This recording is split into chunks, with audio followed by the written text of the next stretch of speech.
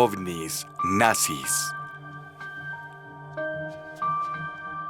Cuando hablamos de ovnis nazis, hablamos de las naves espaciales avanzadas que la Alemania nazi intentó desarrollar antes y durante la Segunda Guerra Mundial. Algunos incluso creen que los antiguos científicos nazis siguen desarrollando nuevos platillos voladores en búnkeres subterráneos, secretos en la Antártida, Sudamérica o Estados Unidos hasta el día de hoy. Estos aviones aparecen a menudo en ciencia ficción, teorías de conspiración y cómics clandestinos, pero también en algunos documentales y revistas de historia. Si bien no existe evidencia oficial que respalde la teoría de las naves espaciales nazis, a menudo se asocian con el nazismo esotérico, una ideología que plantea la posibilidad de una restauración del régimen nazi por medios sobrenaturales o paranormales. Estos aviones quizás se originaron de la tecnología alemana avanzada en motores especializados, como Repulsine de Victor Schauberger, durante la Segunda Guerra Mundial. Sin embargo, las historias y mitos sobre los ovnis nazis contienen verdades incontrovertibles, que es un buen lugar para tener una completa y profunda visión del tema. La Alemania nazi reclamó el territorio de Nueva Suabia, en la Antártida, ya en 1938, enviando una gran expedición que se instaló allí. La Alemania nazi investigó tecnologías de propulsión avanzadas, incluyendo misiles balísticos, el desarrollo de motores nuevos y más potentes, basados en el trabajo de Victor Schauberger, el avión de alta velocidad, y el platillo volador experimental AS-6 de Arthur Sack. Hubo algunos avistamientos de ovnis durante la Segunda Guerra Mundial. En concreto, los conocidos como Foo Fighters resultaron ser prototipos de aviones nazis que ya eran capaces en ese momento de perturbar los aviones militares aliados, usando perturbaciones electromagnéticas, una tecnología similar a la actual arma de pulso electromagnético EMPS. A lo largo de este documental, profundizaremos en cada uno de estos aspectos y teorías. Naturalmente, es bueno empezar por el principio. Fue entonces cuando, por primera vez, empezaron a circular rumores y teorías sobre los proyectos secretos de la Alemania nazi para construir platillos voladores. De hecho, hay pruebas convincentes de que, ya a principios de la década de 1930, la tecnología y los líderes de la Alemania nazi conocieron la presencia de una o más razas extraterrestres, quienes emprendieron un ambicioso esfuerzo para comunicarse con estas razas, con el fin de adquirir su avanzada tecnología, usando técnicas de comunicación que hoy serían referidas como técnicas de canalización psíquica. Hay pruebas abrumadoras de que algunas sociedades ocultistas nazis, especializadas en esta forma de comunicación con estas razas, tuvieron éxito en su misión y así adquirieron un grado de conocimiento que produjo avances tecnológicos rápidos que acabó llamando la atención de los servicios secretos de Gran Bretaña, Francia, la URSS y los Estados Unidos. Cada uno de estos grandes estados se esforzó por obtener información sobre los métodos de comunicación nazis con una o más razas extraterrestres, mientras monitoreaban la tecnología de origen fuera de la Tierra desarrollada por el Tercer Reich. De hecho, la fascinación que Adolf Hitler sentía por las ciencias ocultas y las filosofías esotéricas es bien conocida, lo que le llevó a considerar y luego a explotar cualquier posibilidad de acceso al desarrollo de tecnologías militares e industriales que habrían permitido a la Alemania nazi conquistar el lugar que merecía, según Hitler, como una potencia líder mundial. El propio Hitler se interesó en los métodos de comunicación interespacial, por ejemplo, la canalización psíquica, gracias a la cual un individuo podría establecer comunicación con formas de vida no físicas o distantes y transmitir y recibir información. Este método nació del trabajo de místicos, como Helena Blavatsky, quien escribió numerosos ensayos sobre cómo desarrollar estas habilidades de comunicación con otras formas de vida.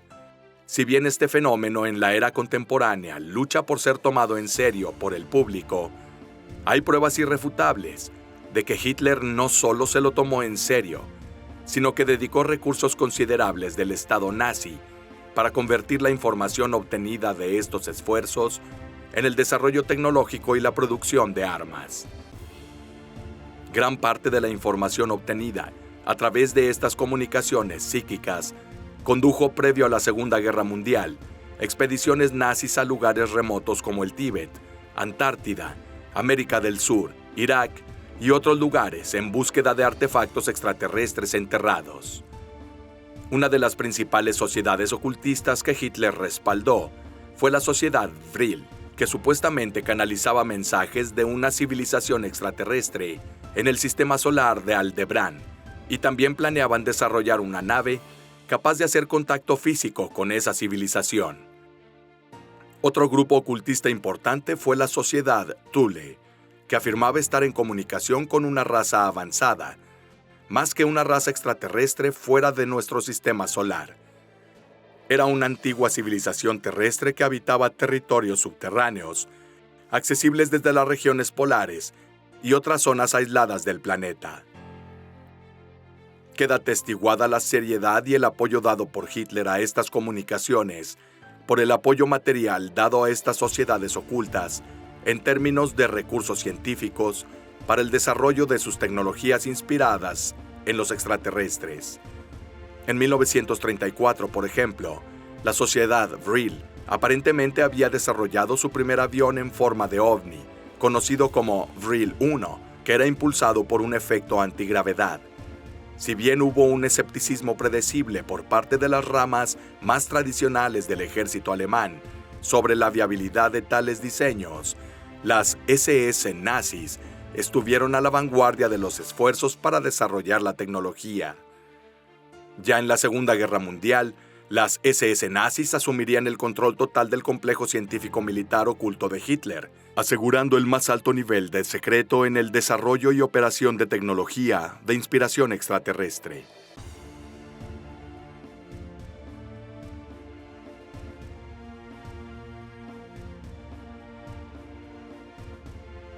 La primera declaración oficial sobre platillos voladores nazis se puede encontrar en un artículo que apareció en el periódico italiano Il Giornale d'Italia a principios de 1950, escrito por el profesor Giuseppe Peluso, un científico italiano y exministro italiano de Economía Nacional bajo el régimen de Mussolini. El profesor Peluso afirmó que se habían diseñado prototipos de platillos voladores y estudiados en Alemania e Italia ya en 1942. Peluso también dijo que otras potencias militares importantes estaban trabajando en diseños de platillos voladores. Al cabo de unos días, el ingeniero alemán Rudolf Schneider concedió una entrevista a la revista alemana Der Spiegel, en la que confirmó las declaraciones de Peluso y afirmó que había diseñado un avión impulsado por un sistema circular de turbinas giratorias con un diámetro de 15 metros. Afirmó que el diseño había sido desarrollado por él y su equipo en la fábrica de BMW en Praga a partir de abril de 1945, cuando huyó de Checoslovaquia. Sus diseños de platillos voladores fueron robados de su taller de Bremerhaven Lech en 1948 y estaba convencido de que fueron agentes checos quienes luego entregaron sus diseños a una potencia extranjera, sin indicar cuál. En 1954, cuando Avro Canada, una empresa canadiense de fabricación de aviones, anunció que estaba desarrollando el BZ-9AB Avrocar, un avión a reacción circular con una velocidad estimada de 2.400 km por hora, el ingeniero alemán Georg Klein afirmó que tales diseños habían sido desarrollados durante el Tercer Reich y robados y entregados a otras naciones como Canadá. Klein dijo que había dos diseños diferentes de platillos voladores alemanes. El primero fue un disco no giratorio desarrollado en Breslau por el ingeniero de cohetes V2, Richard Mead. Primero fue capturado por los soviéticos, luego logró escapar y refugiarse primero en Estados Unidos y después en Canadá, donde acabó trabajando para Avro, precisamente porque estaba en posesión de estos secretos militares alemanes. El segundo fue un disco desarrollado por Rudolf Schreiber y Klaus Habermohl en Praga, que consistía en un sistema de propulsión por turbinas, que se movían alrededor de una cabina estacionaria. Klein afirmó haber presenciado el vuelo inaugural de esta nave tripulada, el 14 de febrero de 1945, cuando el objeto ascendió a 41,000 pies en unos 3 minutos y alcanzó una velocidad de vuelo de 2.200 kilómetros por hora. El ingeniero aeronáutico británico Roy Fedden, diseñador de muchos de los más comerciales motores aeronáuticos durante la Segunda Guerra Mundial, confirmó que los únicos motores que podrían acercarse a las capacidades de los platillos voladores fueron los diseñados por Alemania hacia el final de la guerra. Fedden declaró en 1945: «He visto suficientes diseños de ellos para saber que si pudieran prolongar la guerra unos meses, deberíamos enfrentarnos a una serie de acontecimientos enteramente nuevos y letales para nosotros en la guerra aérea». Fedden también añadió que los alemanes trabajaban en una serie de proyectos aeronáuticos inusuales, aunque no dio más detalles sobre su afirmación. En 1959, el capitán Edward Ruppelt, editor del proyecto Blue Book de la Fuerza Aérea de Estados Unidos, escribió: «Al final de la Segunda Guerra Mundial, los alemanes tenían varios tipos de aviones y misiles guiados en desarrollo. La mayoría estaba en etapas más preliminares, pero eran los únicos aviones conocidos capaces de acercarse al rendimiento de ovnis reportados por observadores». El libro La Matin de Magician, un texto de 1967 de Louis Powell y Jacques Bergier, contiene declaraciones espectaculares sobre la Sociedad Vril de Berlín, una sociedad que discutiremos más adelante en el documental. Varios años más tarde, algunos escritores, entre ellos Jan van Helsing, Norbert Jürgen Rathofer y Vladimir Terziski, se basaron en su trabajo vinculado a la Sociedad Vril con los ovnis. Entre sus afirmaciones está que la sociedad pudo haber entrado en contacto con extraterrestres y se dedicaría a crear naves espaciales para llegar a ellos. En colaboración con la Sociedad Thule y el partido nazi, la Sociedad Vril desarrolló una serie de prototipos de platillos voladores. Con la derrota de los nazis, la sociedad se retiraría a una base en la Antártida y desaparecería oficialmente. Terziski, un ingeniero búlgaro que se autodenomina presidente de la Academia Estadounidense de Ciencias Disidentes, sostiene que los alemanes colaboraron en la investigación aeronáutica avanzada con las potencias del Eje, Italia y Japón, y continuaron sus esfuerzos espaciales después de la guerra desde su base en la Antártida. Sostiene que los alemanes pudieron haber alunizado en 1942 y establecieron una base subterránea allí. Terziski dice que cuando los rusos y los estadounidenses alunizaron en secreto en la década de 1950, se quedaron en esa base aún operativa. Según Terziski, en la Luna hay atmósfera, agua y vegetación, que la NASA oculta para excluir al tercer mundo de la exploración lunar. Cuando el negador alemán del Holocausto, Ernst Zundel, fundó la editorial Samizdat en los años 1970, inicialmente señaló a la comunidad ovni que se encontraba en la cima de la aceptación pública. Sus libros afirmaban que los platillos voladores eran armas secretas nazis, lanzadas desde una base subterránea en la Antártida, desde la que los nazis esperaban conquistar el mundo y eventualmente los planetas.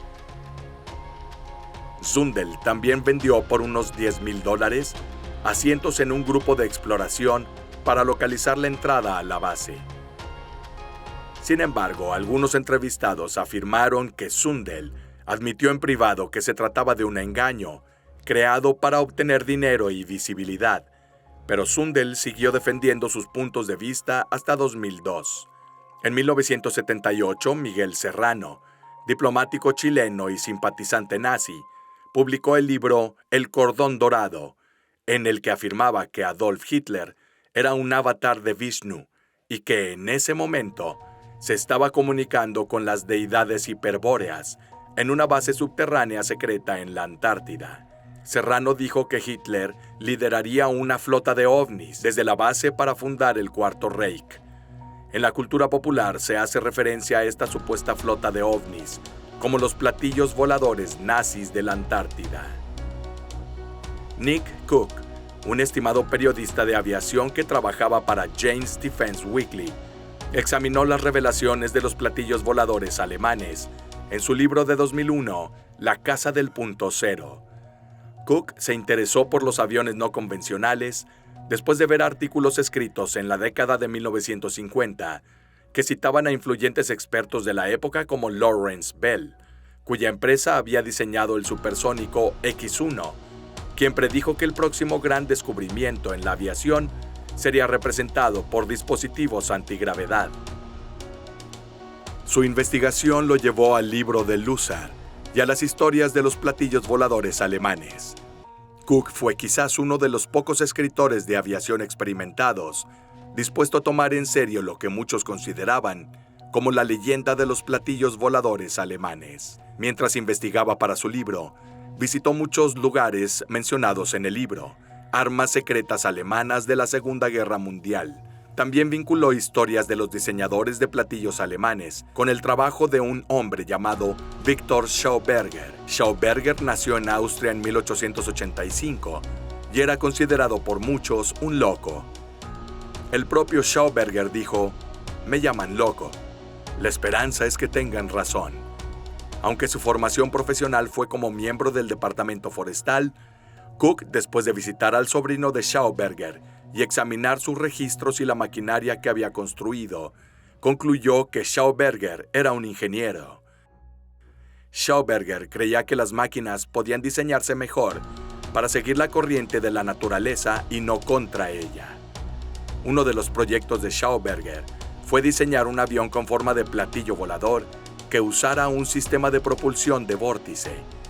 Su teoría era que si el agua o el aire se arremolinaban en una forma tortuosa de oscilación, conocida como coloide, se obtiene una acumulación de energía, la cual con un poder inmenso puede provocar la levitación. Según algunos relatos, Schauberger construyó varios modelos, uno de los cuales tenía un diámetro de casi 5 pies y era propulsado por un motor eléctrico muy potente. Algunos documentos confirman que uno de los modelos realmente voló. Haciendo eco de la historia del platillo de Schriever, Schauberger le escribió a un amigo que un prototipo a escala real de uno de sus diseños fue construido por los prisioneros del campo de concentración de Mauthausen. Este avión voló el 19 de febrero de 1945, cerca de Praga, y alcanzó una altitud de 45,000 pies en solo 3 minutos. La carta luego dice que el prototipo fue destruido por los nazis antes de que pudiera ser capturado por las fuerzas aliadas. Después de la guerra, Schauberger se mudó a Estados Unidos donde, según algunos, trabajó en proyectos secretos para el gobierno americano. Murió en 1958 después de afirmar repetidamente que le habían robado sus ideas. Cook concluyó que si las historias del trabajo de Berger fueran ciertas, y aparentemente lo eran, sus dispositivos deberían poder aprovechar la fuerza de antigravedad. La leyenda de los platillos voladores alemanes es fascinante, pero ¿es cierta? Ciertamente parece probable que hubo experimentación con este concepto dentro del Reich, así como en Estados Unidos. Los aviones en forma de disco tienen varias ventajas, incluyendo baja velocidad de pérdida y baja resistencia, incluso a altas velocidades. La forma redonda también puede reducir el perfil del radar del avión, haciéndolo sigiloso. Las características de esta forma habrían sido de particular interés para los alemanes al final de la guerra. Meses de bombardeos habían reducido las pistas de aterrizaje a escombros. Un avión con forma de platillo podría despegar con una pista corta, o incluso realizar un despegue y aterrizaje vertical sin pista alguna. En su libro, Cook concluye que Estados Unidos se apropió de la tecnología nazi de los platillos voladores junto a la Unión Soviética al final de la guerra. Esta afirmación es cierta, ya que ahora está claro que el desarrollo de cohetes por parte de estas potencias en las décadas de 1950 y 60 debe mucho a los científicos alemanes. De hecho, muchos ingenieros alemanes entraron de contrabando en los Estados Unidos a través de la operación Paperclip, ayudando a Estados Unidos en su programa espacial y en su lucha, la Guerra Fría, contra la Unión Soviética. De manera similar, según el autor Jim Wilson, en un artículo de Popular Mechanics en julio del 97, hay documentos que sugieren que al menos 2 personas, los hermanos Walter y Reimar Horten, fueron buscados por Estados Unidos después de la guerra, debido a su participación en los programas militares alemanes de platillos voladores.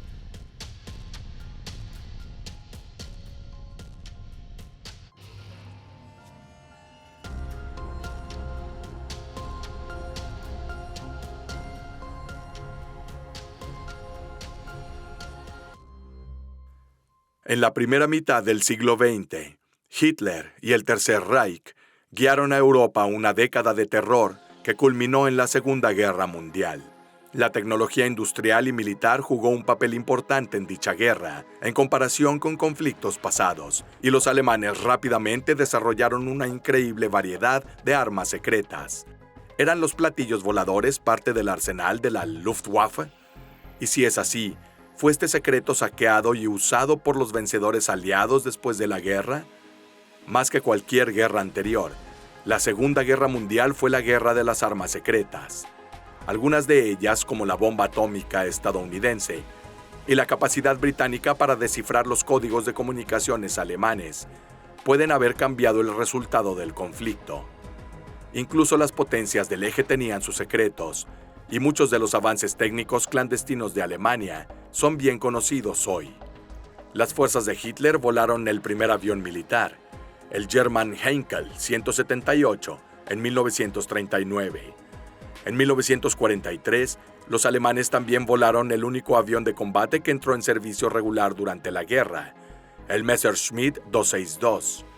Este ME-262 fue capaz de dejar atrás al avión aliado más rápido, y solo la orden errónea de Hitler de equipar los aviones como cazas defensivos y no como bombarderos salvó a los aviones aliados de pérdidas devastadoras. Los misiles de crucero, elemento básico de los arsenales actuales, también fueron usados por primera vez por el Tercer Reich en la guerra. Se lanzaron bombas voladoras B-1 desde territorios controlados por alemanes a través del Canal de la Mancha. Las bombas de zumbido, como se les conocía, debido al sonido de sus motores a reacción, podrían dejar atrás a la mayoría de los aviones aliados, haciendo que los B-1 fueran casi imposibles de detener.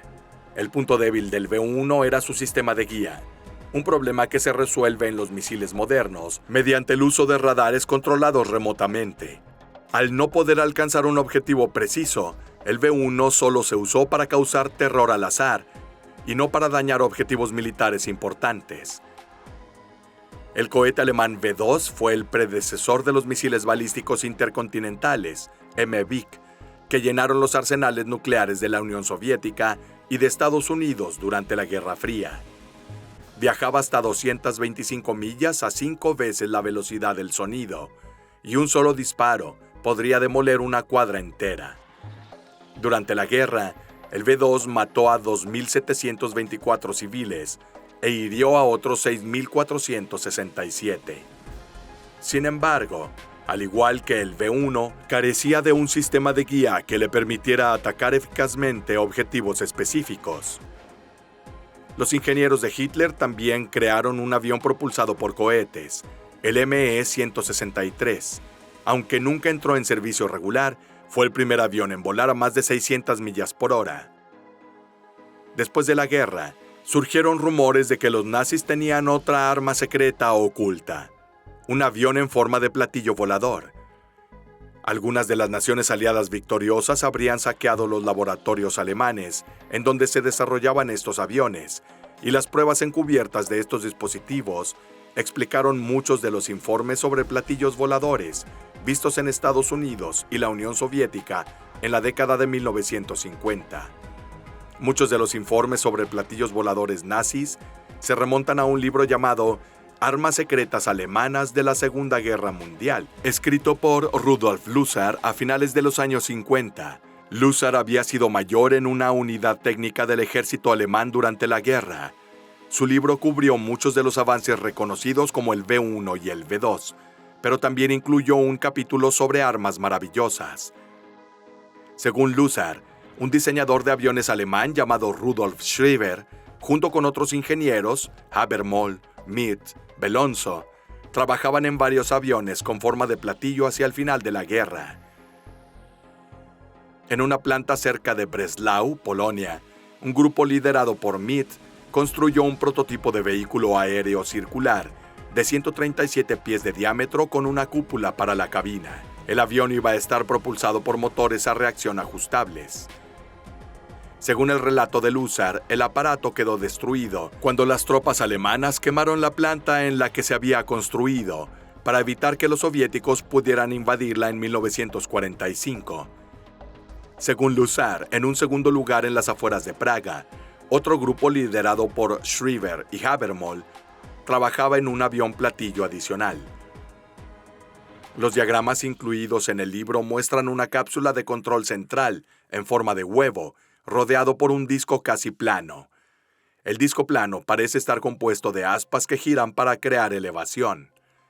Los puertos en la parte inferior de la cápsula parecen estar conectados a motores a reacción que brindan propulsión. Lusar dice que la máquina de Schriever fue probada en 1945 y habría alcanzado una altitud de 39,000 pies en poco más de 3 minutos.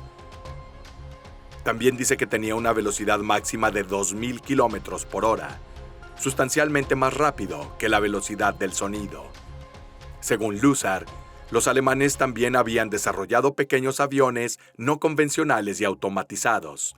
Una versión se llamaba el Führerball, mientras que otra, capaz de despegar verticalmente, se llamó Kugelblitz.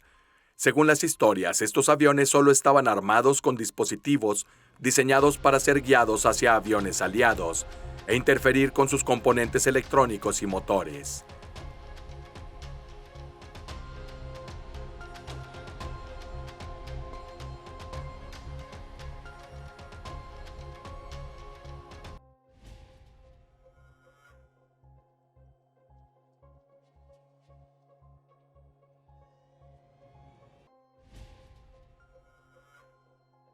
Estos fueron algunos de los avances militares alemanes más conocidos.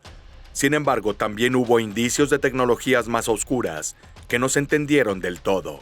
Fue en 1944 cuando el conocimiento de estas armas secretas se hizo público por primera vez, cuando el titular del New York Times del 14 de diciembre decía: "La bola misteriosa flotante es la nueva arma alemana". Miembros de la Fuerza Aérea de Estados Unidos informaron haber visto esferas plateadas en el cielo sobre territorio alemán. Un piloto veterano del 415 Escuadrón de Operaciones Especiales volaba en una misión sobre Heidenau, Alemania, el 22 de diciembre de 1944, cuando a las 6 de la mañana, mientras volaba a 10,000 pies, el piloto y su operador de radar vieron 2 grandes bengalas naranjas ascender rápidamente hacia ellos. Una vez que alcanzamos la altitud, informó el piloto, los objetos se nivelaron y se pegaron a mi ala. El piloto entró en picado y las bengalas lo siguieron con gran precisión. Giró lo más bruscamente posible y los objetos lo siguieron.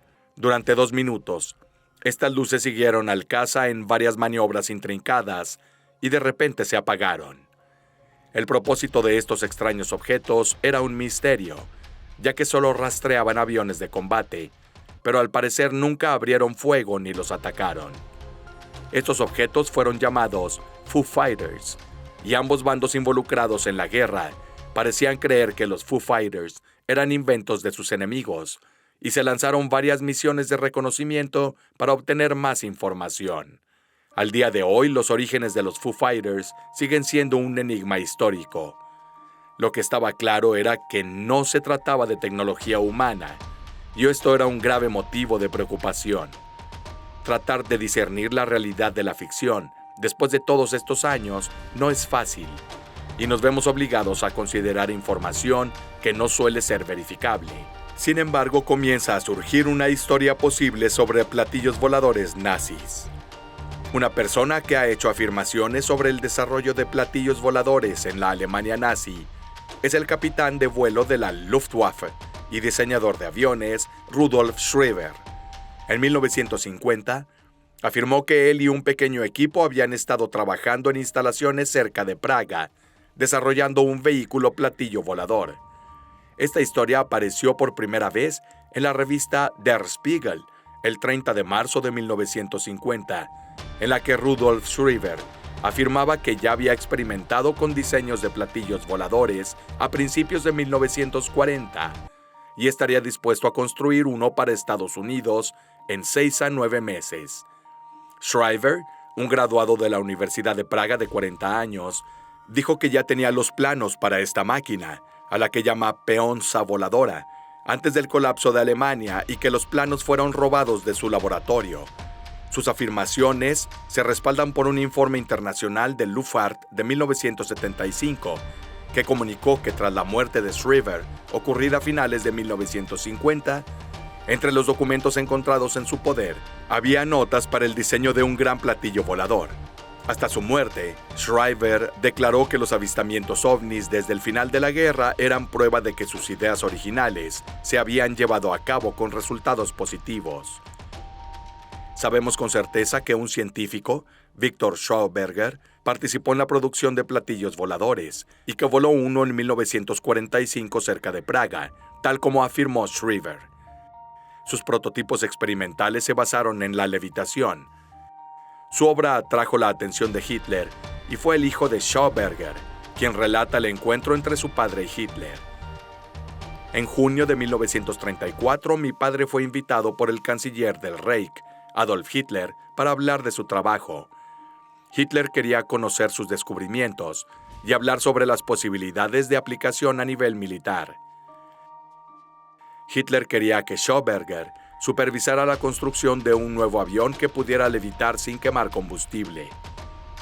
La idea de esta nueva nave se basó en un descubrimiento realizado por Schauberger unos años antes sobre cómo desarrollar una zona de baja presión a nivel atómico. Los científicos afirmaron haberlo conseguido durante una prueba en su laboratorio, cuando logró generar una fuerza gracias a una bajada de temperatura. Schauberger llamó a esta fuerza resultante poder de levitación magnética y señaló que en la naturaleza era posible ver ejemplos de esta fuerza reactiva en meteorología y estabilidad de la fusión solar. Schauberger pidió y consiguió un equipo de científicos que le ayudaron en su trabajo e insistió en que fueran tratados como hombres libres y no como prisioneros nazis.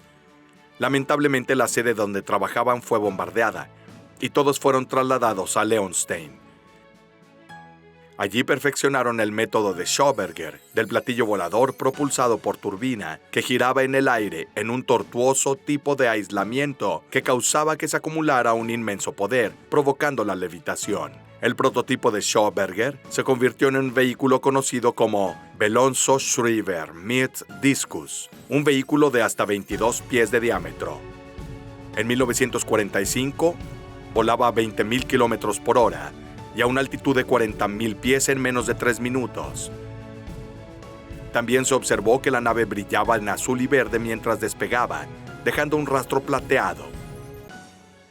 En un artículo publicado en un periódico en Múnich en 1956, se decía que Victor Schauberger había inventado una nueva fuerza motriz que, con el mero uso de aire y agua, genera luz, calor y movimiento. La publicación informó que el primer platillo volador no tripulado fue probado en 1945 cerca de Praga, que podía estar quieto en el aire y volar tan rápido hacia atrás como hacia adelante. También se informó que tenía un diámetro de 50 metros. Otras pruebas que respaldan este hecho ya habían aparecido en una entrevista concedida el 18 de noviembre de 1954 a una revista en Zúrich. Un tal George Klein afirmó que presenció la prueba de un platillo volador el 14 de febrero de 1945 y que la nave había alcanzado una altitud de 30.000 pies en 3 minutos y podía viajar a cientos de millas por hora. En la entrevista, Klein proporcionó más información sobre la evolución detrás de los discos, afirmando que parte del trabajo se había realizado en Peenemünde, donde se estaba desarrollando el cohete V2 y donde Werner von Braun fue el director. Klein también afirmó que la estabilidad del avión se había logrado mediante el uso de un giroscopio, el mismo método usado por el equipo de von Braun-Dornberger. Luego la investigación se trasladó a las instalaciones subterráneas de Mittelwerk, cerca de Nordhausen, en las montañas de Harz. Incluso el libro Más brillante que 1000 soles, considerado por muchos como la Biblia de la historia del desarrollo de la bomba atómica, confirmó los hechos. De hecho, dentro del texto se dice que el primero de estos platillos voladores, de forma circular y con diámetro de 45 metros, fue construido por los especialistas Schreiber, Hebelmoll y Mead, y despegó por primera vez el 14 de febrero de 1945 en Praga, alcanzando una altura de casi 8 millas en 3 minutos, con una velocidad máxima de 1.250 millas por hora, que se duplicó en pruebas posteriores. Además, que estos hechos realmente ocurrieran, también lo respalda el exagente de la CIA, Virgil Armstrong, quien declaró oficialmente que el gobierno de Estados Unidos y la CIA no creían que la Alemania nazi tuviera un arma secreta a su disposición, al menos al comienzo de la guerra, hasta que descubrieron que Hitler no solo tenía un arma secreta, sino también tenía lo que hoy llamaríamos un ovni o nave espacial. Ya tenían uno capaz de alcanzar 1.200 millas por hora, con despegue vertical y capaz de hacer cambios de dirección de 90 grados. Y esto ya era muy superior a cualquier avión en manos de las potencias aliadas en ese momento. En segundo lugar, Hitler también poseía otro avión a punto de funcionar, capaz de viajar a 2.500 millas por hora, que no solo tenía las características del primer avión, sino también tenía a bordo un arma láser, capaz de penetrar hasta 4 pulgadas de armadura. Incluso el físico búlgaro Vladimir Terziski declaró públicamente que Alemania demostró gran parte de los avances de armamento con sus aliados italianos durante la guerra. En las instalaciones experimentales de Fiat, en el lago Garda, los italianos experimentaron con numerosas armas, cohetes y aviones avanzados concebidos y diseñados en Alemania. De manera similar, los alemanes mantenían contacto con los militares japoneses y les suministraban muchas armas avanzadas. Por ejemplo, se descubrió que el mejor caza del mundo en ese momento, el bimotor alemán Dornier 335, había sido duplicado en las fábricas de Kawashima, Japón. Además, la existencia de sociedades nazis ocultas, involucradas en el desarrollo de aviones no convencionales, se conoce. Una de ellas, la Sociedad Vril, está para canalizar mensajes de una civilización extraterrestre, ubicada en el sistema solar de Aldebarán, y planea desarrollar naves que puedan hacer contacto físico con la civilización Sia. En 1934, el mismo año en que Victor Schauberger discutió sus ideas sobre platillos voladores con Hitler, la Sociedad Vril desarrolló su primera nave en forma de ovni, conocido como Vril 1, y propulsado por una fuerza antigravedad. La sociedad entonces continuaría desarrollando estos aviones hasta que construyó el RFC-2. Esta nave medía 16 pies y presentaba un sistema de propulsión mejorado, y por primera vez, guía por pulsos magnéticos. Curiosamente, produjo efectos de color, normalmente asociados con los ovnis durante los vuelos. En 1939, un grupo de científicos de la SS había producido el RFC-5 o Hunebu 1. En agosto de 1939, el vehículo realizó su primer vuelo y demostró su viabilidad con más de 65 pies de diámetro y un espacio de almacenamiento considerable. A finales de 1940, el RFC-2 había terminado su servicio como avión de reconocimiento, y hay evidencia fotográfica que respalda esto. Por ejemplo, se fotografió un RFC-2 cerca de la Antártida en 1940. A partir de aquí, una serie de aviones con un diseño alternativo y capaces de usar tecnologías muy avanzadas se diseñaron. Algunos de esos proyectos fracasaron, pero otros tuvieron éxito. El 17 de abril de 1945, Meade pudo alertar a Hitler de que el V-7 se estaba probando en los cielos del Báltico. Este vehículo en particular era un helicóptero supersónico, equipado con 12 motores BMW turboagregados. En su primera prueba, alcanzó una altitud de 78,000 pies y luego 80,000 pies en la segunda prueba. Meade informó que, en principio, la nueva nave podría funcionar con energía no convencional. Sin embargo, estos nuevos descubrimientos llegaron tarde, ya que los aliados y los rusos ganarían la guerra dentro de unos meses.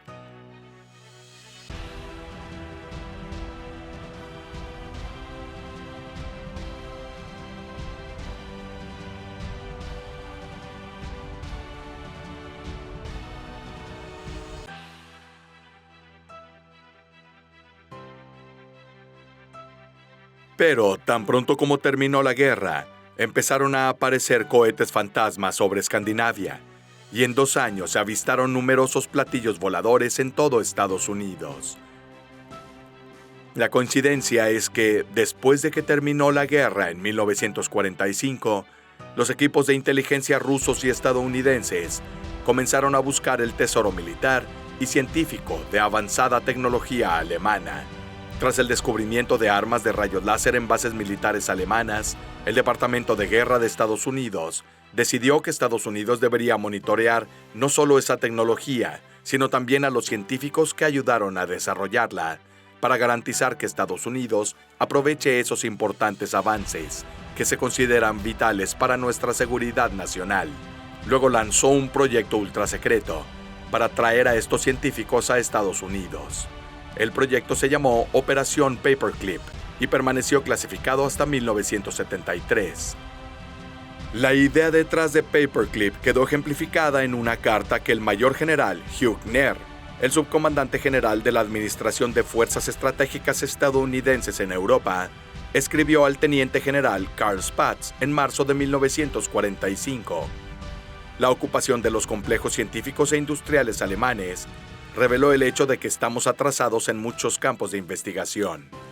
Si no aprovechamos esta oportunidad para apoderarnos del aparato militar y tecnológico alemán, así como los cerebros que lo desarrollaron para poner en funcionamiento esta combinación perfecta, estaremos varios años atrás. Solo había un pequeño problema. Esto era ilegal, ya que la ley estadounidense prohibía a los funcionarios nazis emigrar a América. Sin embargo, el presidente Truman decidió que el interés nacional era primordial y que Estados Unidos necesitaba científicos alemanes que trabajaran en su nombre. La operación Paperclip fue realizada por la Agencia Conjunta de Objetivos de Inteligencia y tenía 2 objetivos. El primero, explotar a los científicos alemanes para investigación, reuniendo a científicos nazis y trayéndolos a Estados Unidos. Y el segundo, negar estos recursos intelectuales a la Unión Soviética. La Agencia Conjunta de Objetivos de Inteligencia investigó a los científicos alemanes y, después de identificar y seleccionar a los mejores, en febrero de 1947, el director de la agencia, el capitán de marina Posket Webb, presentó el primer expediente que contenía información sobre los científicos al Estado para su revisión. Todos los científicos que aparecen en los expedientes no solo eran miembros del partido nazi, sino nazis que compartían plenamente la ideología. Por lo tanto, las solicitudes de visado fueron posteriormente rechazadas. Webb estaba furioso por esto, y el 27 de abril de 1948 escribió al Departamento de Estado: a la luz de la situación actual, es concebible que la oposición a la inmigración de estos científicos podría llevarles a caer en manos de los rusos, quienes adquirirían la valiosa información y capacidades que poseen estos hombres. Tal eventualidad podría tener un efecto muy grave y adverso sobre la seguridad nacional de Estados Unidos.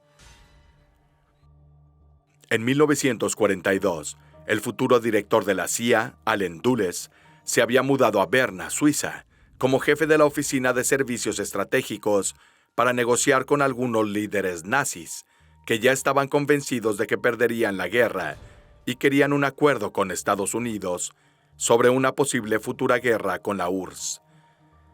Fue aquí donde Dulles conoció al líder de la inteligencia nazi, Reinhard Gehlen, y se hizo amigo de él. Cuando Gehlen se rindió ante Estados Unidos, lo llevaron a Fort Hunt, Virginia, donde él y el ejército estadounidense llegaron a un acuerdo.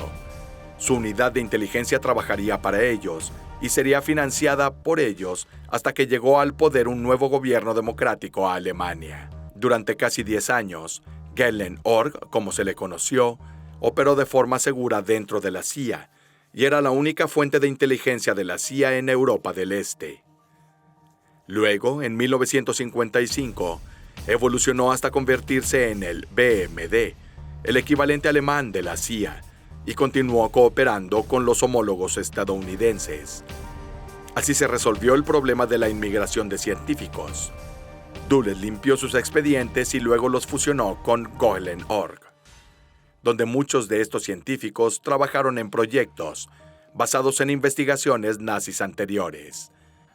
Uno de los científicos más importantes de la operación Paperclip fue Hubertus Struckhold, más tarde conocido como el padre de la medicina espacial, y de quien la Biblioteca Aeromédica de la Escuela de Medicina Aeroespacial de la Fuerza Aérea de Estados Unidos fue nombrada en 1977.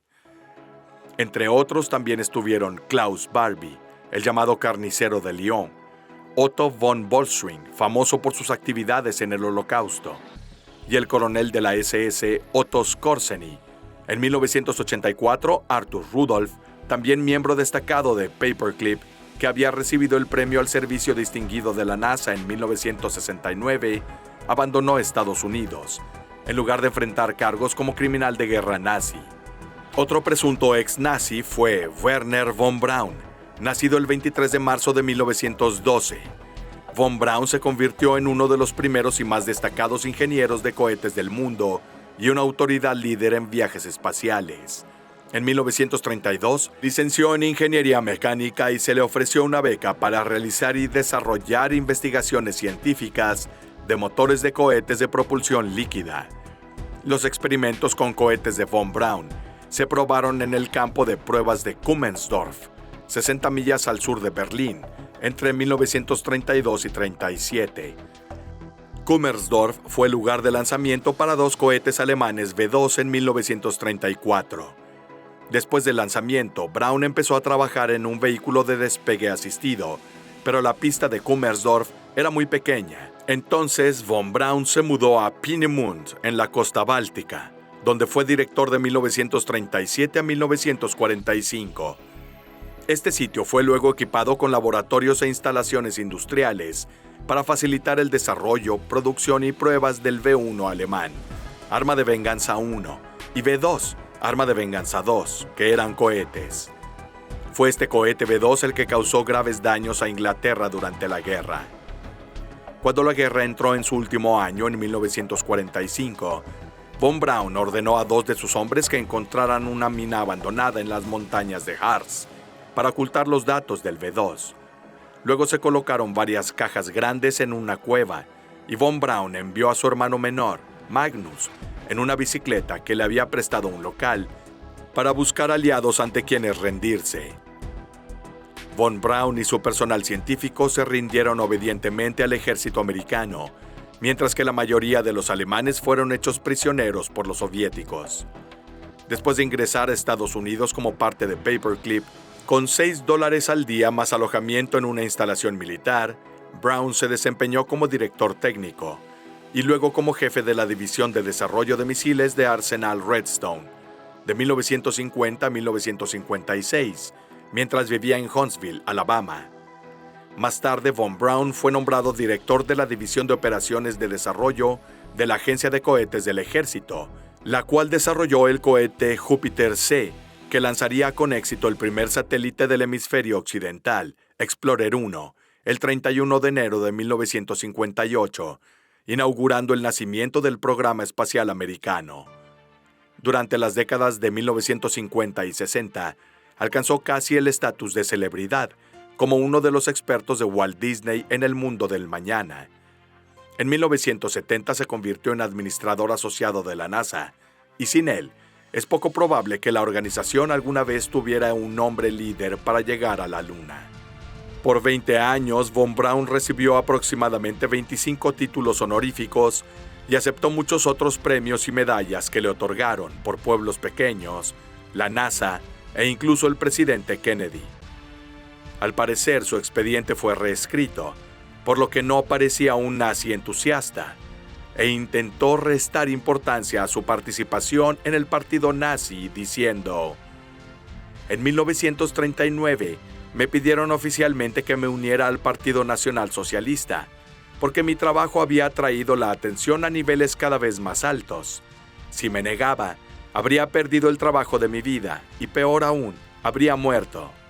Por lo tanto, mi afiliación al partido no tiene nada que ver con el apoyo a la ideología nazi.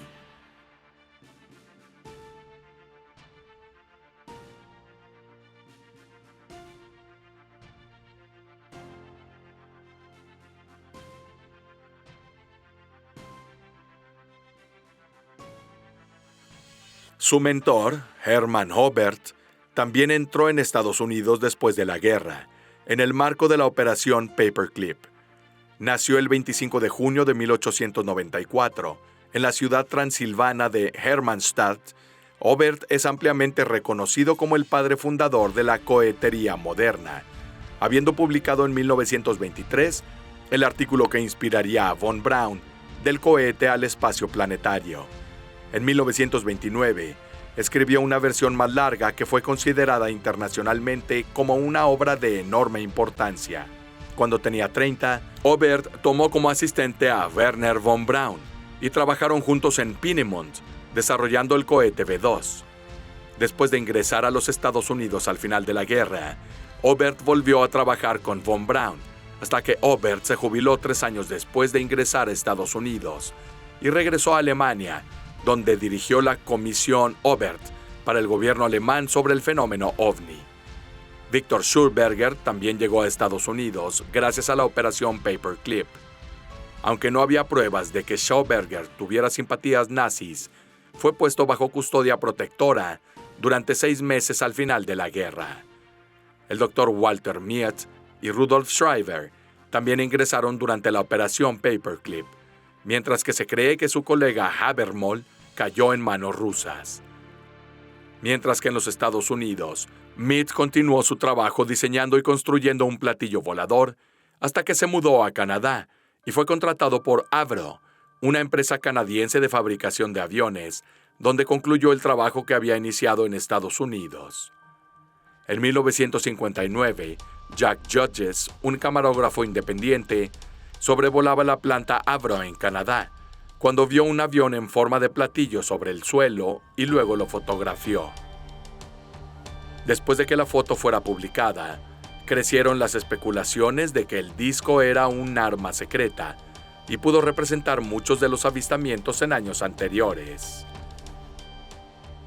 En respuesta, la CIA confirmó que el avión se basó en el trabajo realizado por científicos alemanes, más notablemente Miet, durante la Segunda Guerra Mundial. El proyecto fue abandonado a finales de la década de 1960, con la Fuerza Aérea diciendo que estaba en una etapa experimental cuando fue abandonado. En 1990, se reveló que el avión era parte del proyecto Silverbug, un proyecto secreto para desarrollar un avión con capacidades de despegue y aterrizaje vertical, que eliminaría la necesidad de pistas y con ello reduciría los riesgos de ser objeto de ataque. Asimismo, otros científicos alemanes trajeron su experiencia y sus diseños a los Estados Unidos después de la guerra. Algunos de ellos trabajaron en Wright Field, donde los restos de la nave que se estrelló en Roswell en 1947 fueron estudiados y analizados. Entre ellos se encontraban Rudolf Hermann, Alexander Lippisch, Heinz Schmidt, Helmut Heinrich, Fritz Dobloff y Ernst Zundel. Hermann fue asignado a la Estación de Investigación Aerodinámica de Peenemünde durante la guerra, donde se dispararon cohetes alemanes V2 contra Inglaterra. También fue miembro del grupo encargado de los planes futuristas de Hitler para abastecer bases de reabastecimiento para estaciones espaciales que orbitan como satélites alrededor de la Tierra. El doctor Alexander Lippisch, sin embargo, había diseñado otro avión alemán que en su momento podría confundirse con un platillo volador.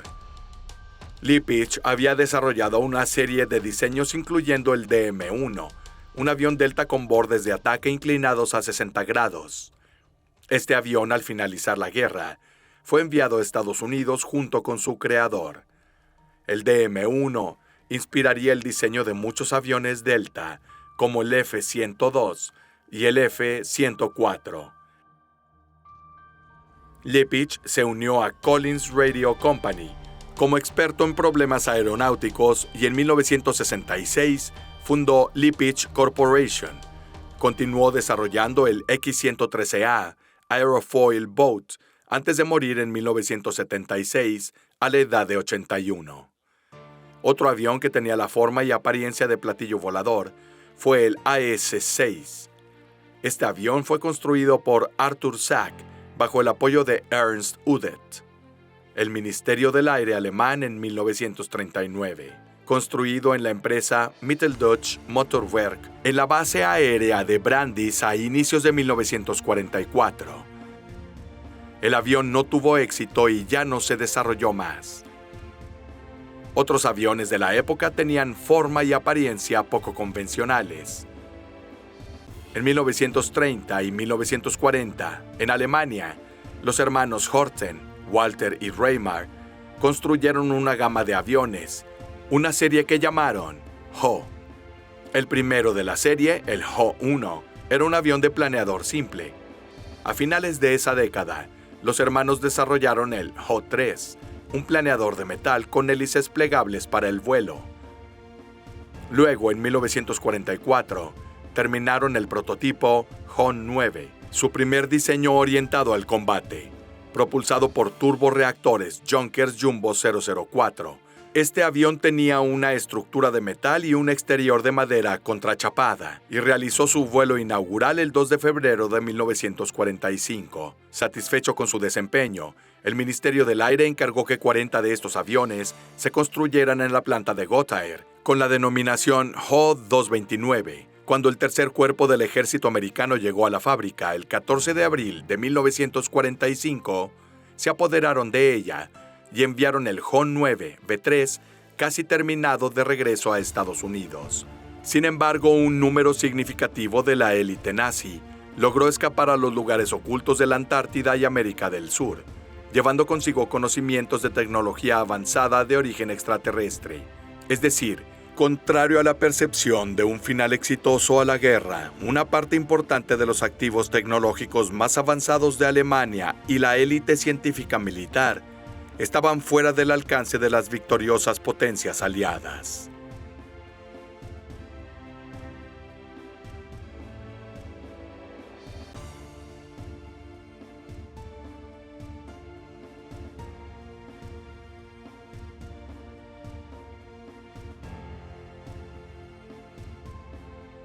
En referencia a la forma de algunos aviones diseñados y desarrollados en Estados Unidos por científicos e ingenieros del Tercer Reich, es probable que muchos de los informes de avistamientos, los avances después de la guerra, se pueden atribuir a proyectos alemanes y estadounidenses que se desarrollaron en secreto. En primer lugar, debido a la Guerra Fría en curso, y en segundo, al hecho de que la mayoría de las tecnologías eran resultado del trabajo realizado por ex científicos nazis, quienes secretamente y de forma ilegal emigraron a Estados Unidos.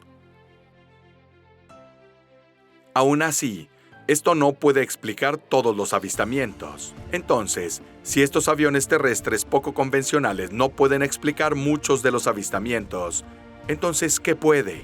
Sin duda, según muchas fuentes, los proyectos alemanes de los que hemos hablado, especialmente los más avanzados tecnológicamente, fueron en realidad intentos humanos de reproducir platillos voladores reales que se estrellaron en la Tierra, procedentes de planetas lejanos. Intentos que a menudo fracasaron porque los ingenieros y científicos involucrados no pudieron recrear los sistemas de propulsión extraterrestres.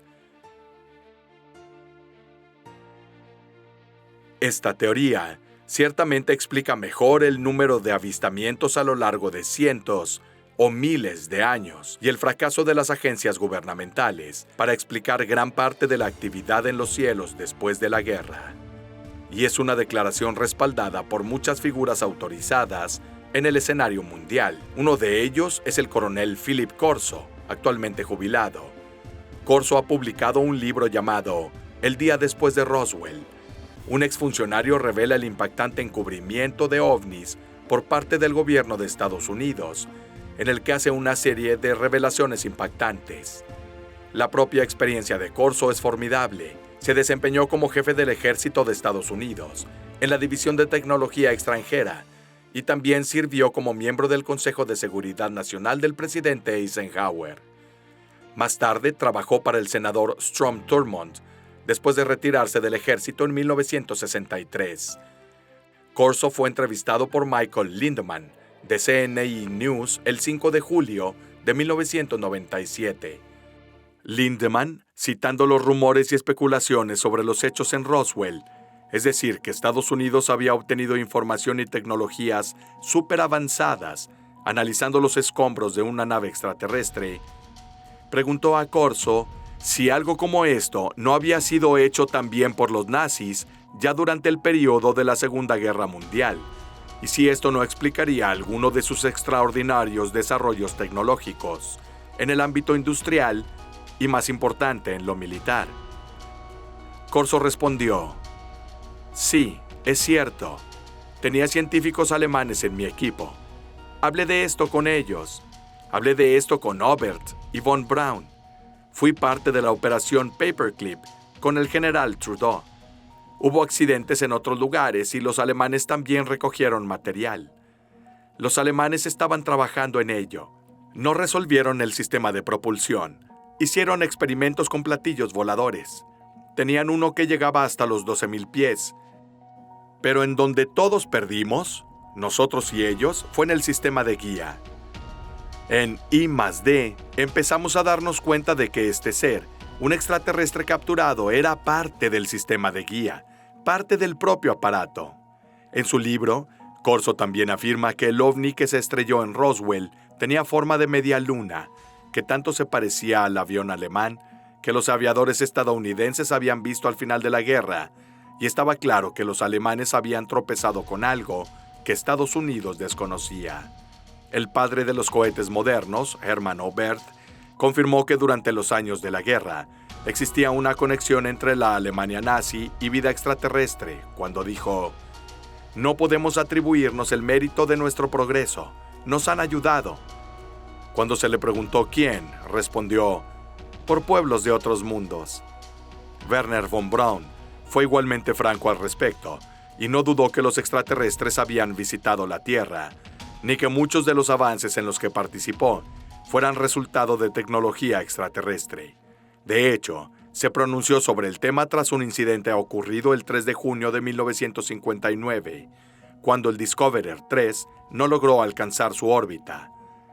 Nos enfrentamos a poderes que son más fuertes de lo que habíamos supuesto, y cuyo origen actualmente desconocemos. Más no puedo decir por el momento. Estamos empeñados en establecer un contacto más cercano con esos poderes, y en 6 o 9 meses quizás sea posible hablar con mayor precisión sobre el tema. De estas palabras, se desprende claramente que los alemanes poseían conocimientos superiores a los aliados, y que, al entrar en los Estados Unidos después de la guerra, gracias a la operación Paperclip, compartieron el conocimiento con su ejército.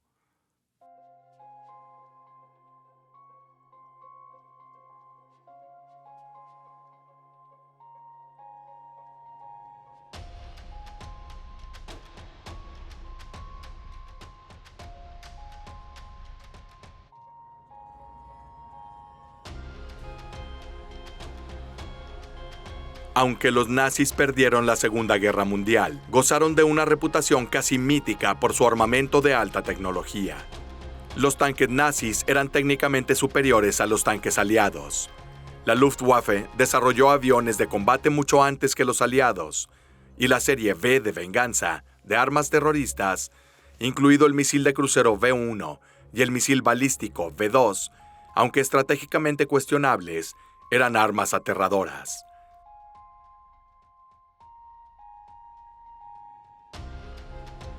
Hablando de esto, Algunos libros e incluso videos exploran la hipótesis de que Hitler confió a la SS con el proyecto de un dispositivo en forma de campana, capaz de viajar en el espacio e incluso en el tiempo.